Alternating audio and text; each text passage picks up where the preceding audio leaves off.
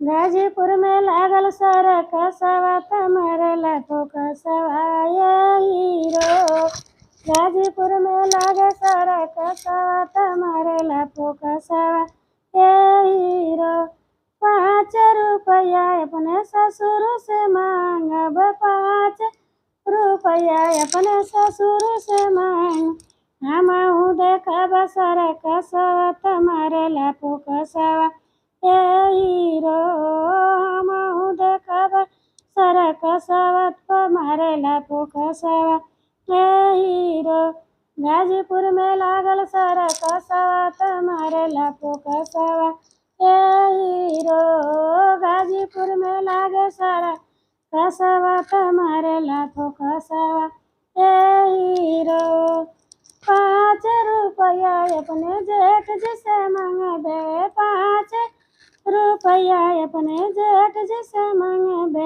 हमहू देखब सरकसवा तमारे लाखों कसवा ये हीरो। हमहू देखब सरकसवा तमारे लाखों कसवा ये हीरो। गाजीपुर में लागल सरकसवा तमारे लाखों कसवा ये हीरो। 5 रुपया अपने देवरू से मांगबे, 5 रुपया अपने देवरू से मांगबे। हमहू देखब सरकसवा तमारे लाखों कसवा ये हीरो।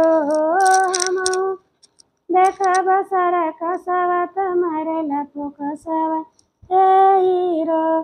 गाजीपुर में लागल सरकसवा तमारे लाखों कसवा ये हीरो। 5 रुपया अपने पिया जी से मांगबे, 5 रुपया अपने बलमा जी से मांगबे। हमहू देखब सरकसवा तमारे लाखों कसवा ये हीरो। गाजीपुर में लागल सरकसवा तमारे लाखों कसवा ये हीरो।